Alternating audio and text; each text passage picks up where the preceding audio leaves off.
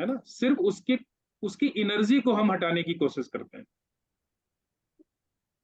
Clear? जी हाँ। Yes sir.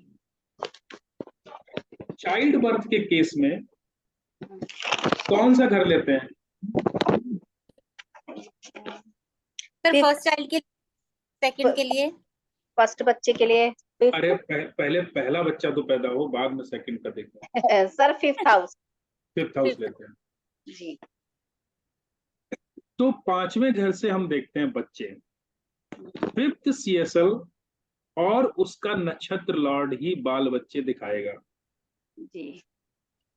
अगर ये फिफ्थ सीएसएल 2, 5, 11 जैसे नंबर दे रहा है तो चाइल्ड बर्थ का प्रॉमिस है।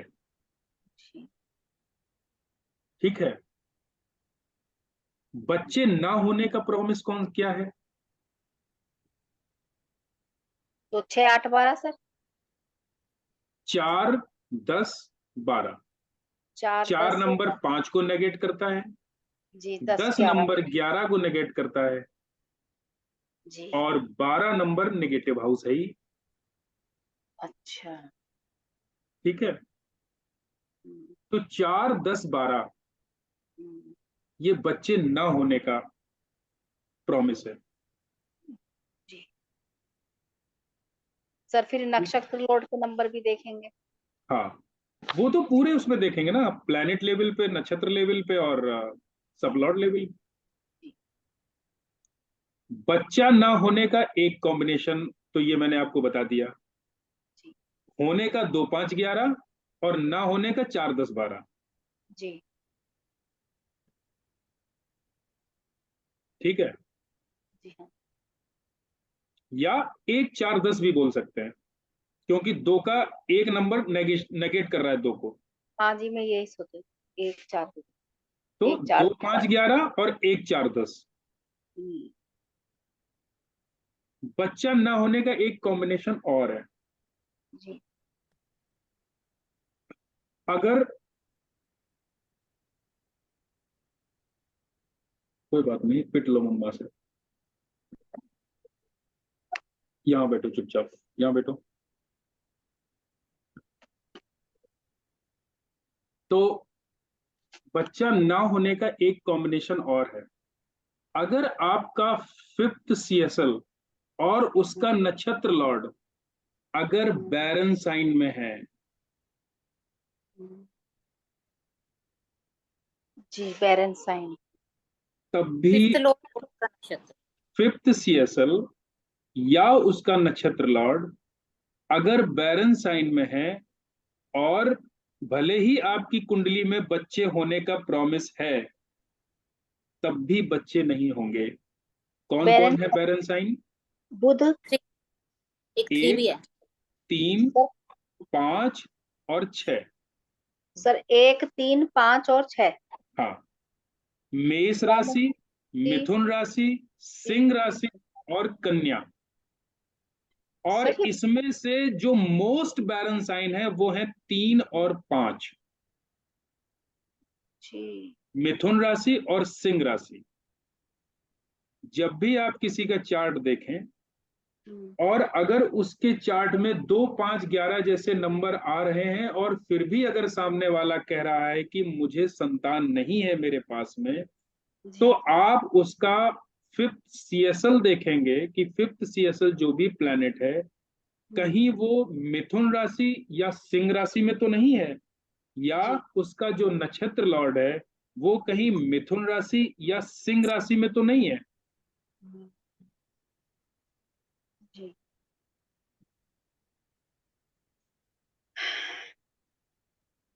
तो इस चीज को याद रखना है। दो कंडीशन याद रखनी है, बच्चे के प्रॉमिस के और ना होने के। अगर फिफ्थ सीएसएल और उसका नक्षत्र लॉर्ड 2, 5, 11 जैसे नंबर दे रहा है, और साथ में अगर 4, 8 या 4, 12 जैसे नंबर भी दे रहा है, जी। तो ये शो करता है कि बच्चे के पैदा होने में मेडिकल हेल्प की जरूरत पड़ेगी। जी। जैसे सर कौन IVF सा नंबर, सर कौन से नंबर बोला आपने और आएंगे तो क्या? 4 नंबर और 8 नंबर और 12 नंबर। सर जैसे IVF से होते हैं आजकल बच्चे। हाँ, किसी भी तरीके की मेडिकल हेल्प की जरूरत पड़ सकती है, जी हाँ। मतलब डॉक्टर और अस्पतालों के चक्कर आपको लगाने पड़ेंगे। ठीक है। जी ठीक है सर। सर ये इसमें मेल फीमेल भी देख सकते हैं हम? नहीं, इसमें बच्चे के लिए हमेशा फीमेल चार्ट को प्रायोरिटी देनी चाहिए। और ये देखें मेल कि चार्ट बच्चा। से आपको अंदाजा नहीं होगा। जब भी बच्चे की बात आएगी, जब भी बच्चे के लिए प्रेडिक्शन करना होगा, तो सबसे पहले हमको फीमेल चार्ट को पहले प्रायोरिटी देनी होगी। जी। और सर बच्चा मेल होगा या फीमेल, ये कैसे देखेंगे? ये भी देखेंगे, ये भी सिखाऊंगा आपको, लेकिन ये प्रेडिक्शन में आपको किसी को बताना नहीं है। जी हाँ। इसलिए नहीं बताना है, कभी कभी बहुत तरह तरह के लोग होते हैं इस दुनिया में। जी हाँ। वो आपके बताए अनुसार अगर उन्होंने कहीं कोई गलत कदम उठा लिया तो उसके पाप के भागीदार उतने ही आप भी हो जाएंगे, हाँ जी हाँ। है ना। इसलिए ये प्रेडिक्शन नहीं किया जाता है, इसीलिए अस्पताल में भी नहीं बताया जाता है कि क्या है, मेल है कि फीमेल है। लेकिन चूंकि हम लोग स्टडी कर रहे हैं तो हम आपको वो जरूर सिखाएंगे। और ठीक सर जैसे बच्चा अपने आप अबॉर्ड हो जाता है पहला, है। तो दूसरा सही हो गया, तो हम दूसरे बच्चे को उसके हाउस से ही तो देखेंगे, जैसे दूसरा बच्चा 7th हाउस से देखेंगे तो? जब भी कोई दूसरी चीज हमको देखनी होती है तो अपने से तीसरे हाउस को उठा लेना होता है। जी जी। ठीक है। तो या तो तीसरे बच्चे को 9 से देखेंगे? 9 से देखेंगे, दूसरे को हम सेकंड से देखेंगे, जी। सॉरी 7 से देखेंगे। मतलब जो बच्चे अबॉर्ड हो जाते हैं उनको गिनते हैं हम, काउंटिंग में आते हैं हम फर्स्ट सेकंड? आ, अब ये देखना पड़ेगा ना कि वो किस मतलब किस एज पे आके मतलब अबॉर्ड हुए हैं। वो एक अपने यहाँ अबॉर्शन पे। इस तरीके का होता है कि 1 महीने का या 2 महीने का बच्चा हुआ, उसको उसमें जान ही नहीं आ पाई और उसको अबॉर्शन करवा दिया गया, तो सर वो जैसे बच्चे मान काउंट में नहीं लीजिए आएंगे। किसी का 3 3 साढ़े 3 4 महीने का बच्चा अपने आप ही मतलब अबॉर्ड हो गया, और हम्म। शादी के बाद पहला अपने आप अबॉर्ड हो गया, फिर दोबारा नहीं नहीं बच्चा। नहीं नहीं, उस देखिए, उस कंडीशन में हम 5th हाउस को ही लेंगे, उस कंडीशन में सेकंड को उसमें हम 7th को नहीं लेंगे। अच्छा सर ठीक है, उस यही पूछ। कंडीशन में हम 7th को नहीं लेंगे। वो बच्चा मतलब थोड़ा सा मैच्योर होने के बाद में किसी प्रॉब्लम की वजह से वो उसमें प्रॉब्लम आ गई, 1 2 अच्छा महीने के केस में हम नहीं लेंगे। जी, अबॉर्ड बच्चा काउंट नहीं होगा हाँ, तीन वो चार काउंट महीने नहीं होगा। ठीक है। तो कुछ कंडीशन में हम लोग ट्विन बर्थ भी देखते हैं, किसी के जुड़वा बच्चे वगैरह होते हैं, है ना। तो होता क्या है, 5th CSL और उसका नक्षत्र लॉर्ड जब डुअल साइन में आ जाते हैं। जी। डुअल साइन कौन कौन से बताए थे मैंने आपको? 3 6 3 9 6 9 और 12। अगर सर आपने ये क्या दोनों बोला? के चार्ट में आपको देखना पड़ेगा, ये सर वाली ये किस चीज चीज के लिए आपको बता रहे मेल हैं और आप? फीमेल दोनों के चार्ट में देखना पड़ेगा। जी, ट्विंस बच्चों के बारे में। जब भी ट्विंस के ओके। बारे में हम प्रिडिक्शन देंगे तो हमको दोनों के चार्ट में देखना पड़ेगा। अगर दोनों के चार्ट में अगर ये इस तरह की कंडीशन आ रही है, हम्म, दोनों के CSL या नक्षत्र लॉर्ड डुअल साइन में आ रहे हैं, ठीक है। जी। यानी सिंह, कन्या, धनु और मीन। हाँ, 3 6 9 और 12। जी। मिथुन, कन्या, सेजिटेरियस और वो स्पाइसेस। स्पाइसेस। 22। ठीक है। इसमें अगर इनके CSL या नक्षत्र लॉर्ड होंगे तो, या फिर 5th CSL मरकरी हो जाए या उसका नक्षत्र लॉर्ड मरकरी हो, दोनों के केस में, जैसे किसी का 5th CSL मरकरी बना हुआ है और फीमेल के चार्ट में मान लीजिए वो डुअल साइन में है, तब भी जुड़वा बच्चों के चांसेस बढ़ जाते हैं, जी। है ना। तो इसका भी हमको ध्यान रखना है। तो जब भी इस तरीके के नंबर आएंगे 2 5 11, तो हम ये किसी भी दशा में जब 2 5 11 जैसे नंबर आ रहे होंगे तो हम ये कह सकते हैं कि इसमें बच्चे के कंसीव होने के चांसेस हैं, मतलब फीमेल कंसीव कर सकती है। जी 1 4 10 जैसे नंबर आ रहे हैं तो ये नो चाइल्ड को दिखाता है। अब वो मेल में नो स्पर्म भी हो सकते हैं और फीमेल के केस में नो एग्स भी हो सकते हैं। ठीक है। 6 8 12 अगर साथ में आ रहा है 1 4 10 के, तो फिर प्रेगनेंसी में प्रॉब्लम रहेगी। तब तो पूरी तरीके से प्रॉब्लम होगी फिर तो। अगर 1 4 10 नंबर भी आ रहा है और साथ में नेगेटिव नंबर भी आ गए 6 8 12। देखिए बच्चे के केस में जो नेचुरल सिग्निफिकेटर है ना, जुपिटर, ये बच्चों का कारक है। जी अगर जुपिटर की दशा चल रही है और बहुत स्ट्रांग कॉम्बिनेशन नहीं भी बन रहे हैं, तब भी जुपिटर बच्चा दे सकता है। और जीवन भी देता है। हाँ। और मान लीजिए 2 5 11 जैसे नंबर आ रहे हैं और मार्स और केतु की दशा चल रही है, तो 100% वो सर्जरी देगा, फिर बच्चा सर्जरी से ही होगा। जी सर, मेल और फीमेल राशि कौन सी होती है? मेल और फीमेल राशि एक को छोड़ के, जैसे मान लीजिए मेष राशि हो, मेल हो गई, 2 जी नंबर फीमेल हो गई, 3 नंबर मेल हो गई, 4 अच्छा। नंबर फीमेल हो गई। जी जी जी जी जिनका 2 से भाग हो जाए, जी 2 इवन से नंबर। डिवाइड, वो फीमेल राशि होगी। अच्छा। ठीक है। जिस हम्म, एबॉर्शन और मिसकैरेज की आप बात कर रहे थे, जी तो एबॉर्शन और मिसकैरेज उसी कंडीशन में होगा जब राहु केतु या शनि की दशा चल रही हो, 1 4 10 जैसे नंबर आ रहे हो और उनके साथ में 6 8 12 भी इन्वॉल्व हो, या फिर ये स्ट्रॉन्ग कंडीशन बन गई, राहु केतु शनि की दशा 1 4 10 और साथ में 6 8 12। इसमें यह भी हो सकता है कि राहु केतु शनि की दशा चल रही हो, निगेटिव नंबर ना हो, तब भी अबॉर्शन मिसकैरेज हो सकता है, क्योंकि राहु मिसकैरेज अबॉर्शन का ये सब कारक होता है, क्योंकि ये निगेटिव प्लैनेट है। मतलब चांसेस बन जाएंगे। ये हम नहीं कह रहे हैं कि होगा ही होगा, लेकिन अगर राहु केतु और सैटर्न का टाइम पीरियड चल रहा है और साथ में 6 8 12 भी चल रहा है और 1 4 10 भी आ रहा है, तब तो आप बोल दीजिए कि ये होना ही होना है, फिर तो उसको कोई टाल ही नहीं सकता।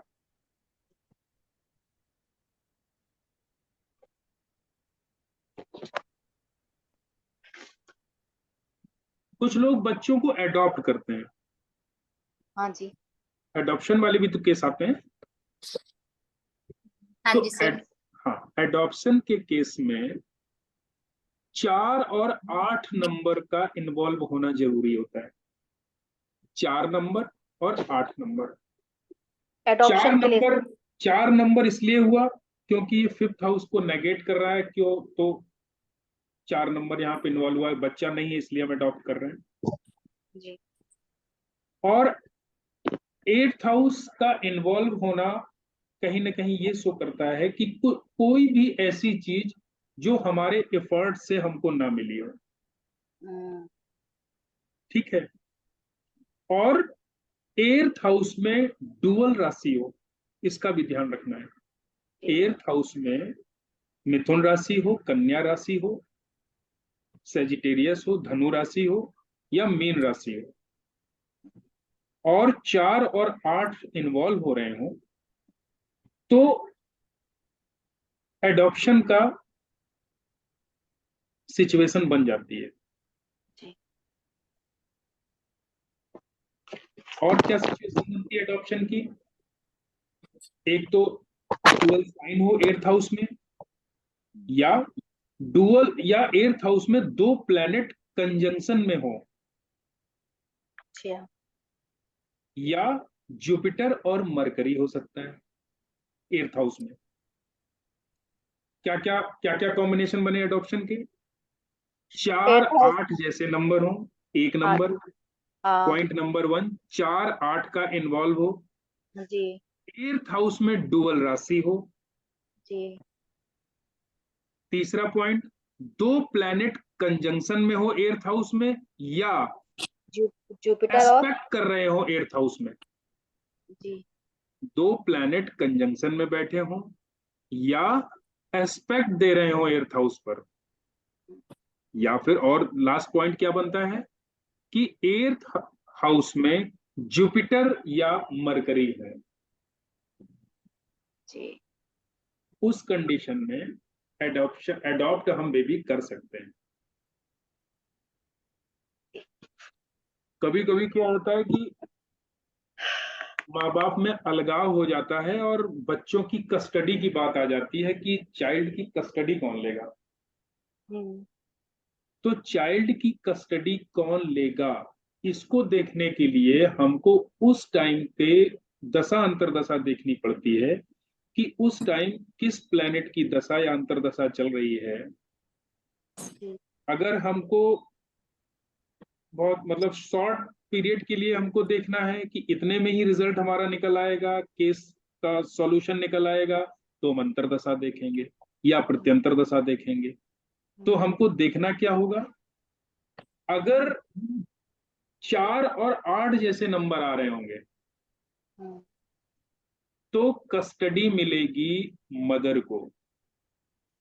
क्यों जी। मिलेगी मदर को? क्योंकि 4 नंबर है मदर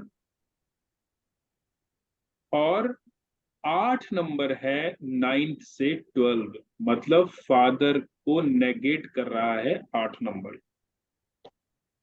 तो अगर 4 और 8 जैसे नंबर उस पीरियड में शो अगर हो रहे हैं तो कस्टडी बच्चे की मदर को मिलेगी। ये पॉइंट क्लियर हुआ? क्यों 4 यस 8? सर।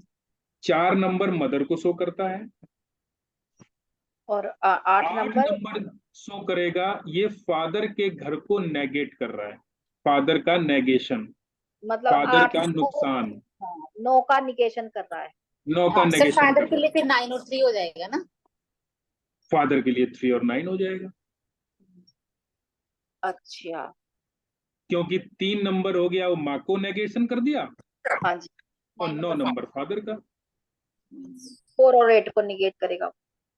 और अगर 3 और 8 आ रहा है तो मदर फादर दोनों को नेगेट कर रहा है, फिर उसकी कस्टडी किसी थर्ड पर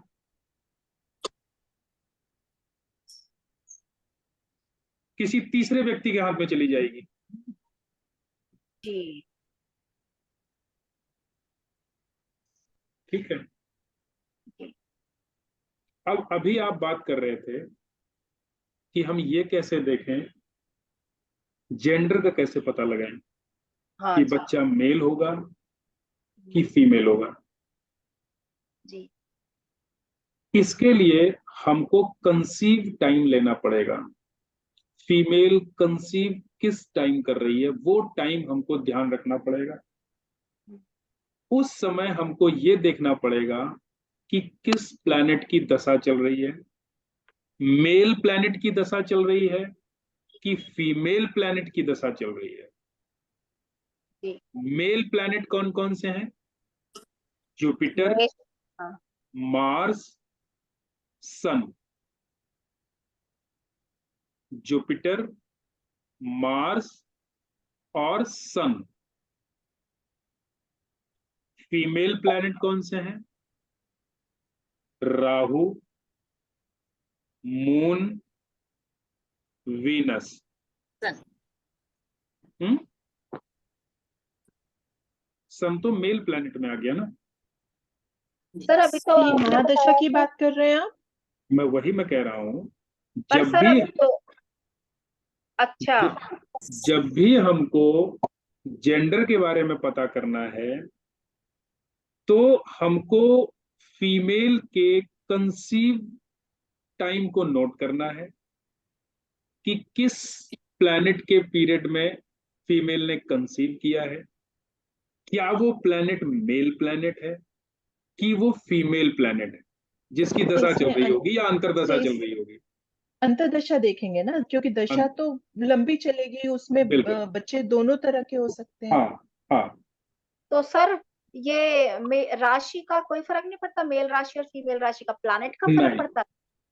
उसका भी देखेंगे, पहले प्लैनेट की बात करते हैं। जी। तो मेल मेल प्लैनेट है कि फीमेल प्लैनेट है? जी। ठीक है। हम्म। तो मेल प्लैनेट हो गए जुपिटर, मार्स और सन। जी हाँ। फीमेल प्लैनेट हो गया राहु, मून और वीनस। 6 और जो प्लैनेट ना मेल है ना फीमेल है, है वो एक इंपोर्टेंट प्लैनेट है, वो है केतु, सैटर्न मर- और मरकरी। 6 ठीक है, अब हम ये देखेंगे कि ये प्लैनेट मेल साइन में है कि फीमेल साइन में है।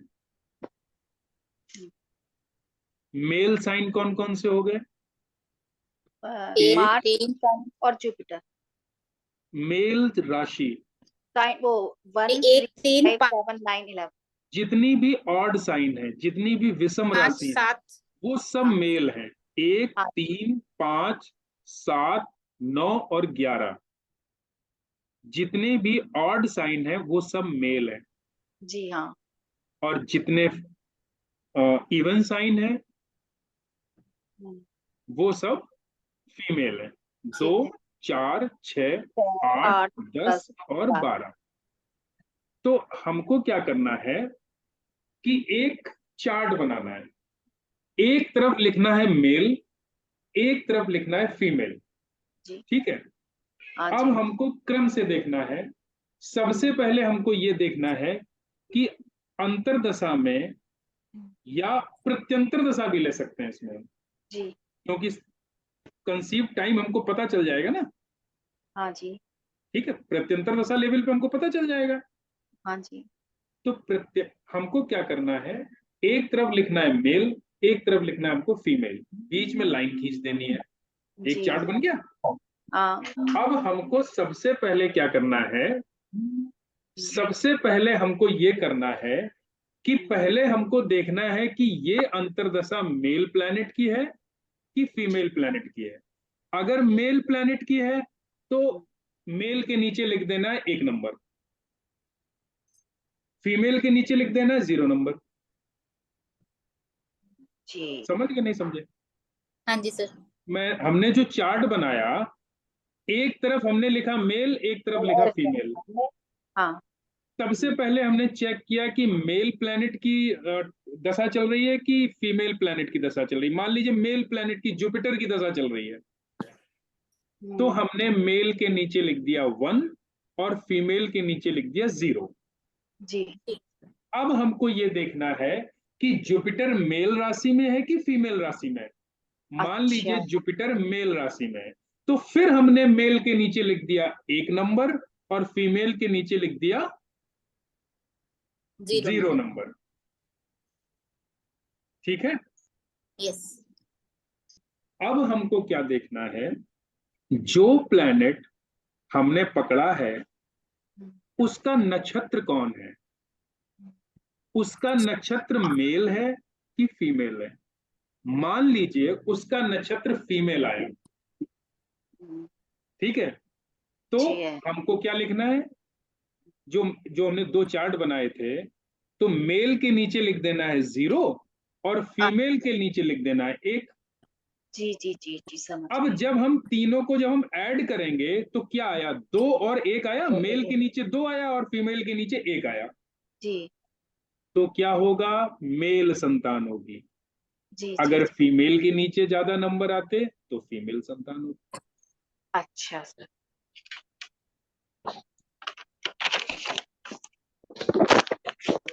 ठीक है, तो ये इंटरेस्टिंग है, इस पे हाँ ये है एक्सपेरिमेंट करेंगे। सर। इस पर करिए ना किसी पे, क्या चीज? ये सर सब प्रैक्टिस प्रैक्टिस करिए ना सर। इस पे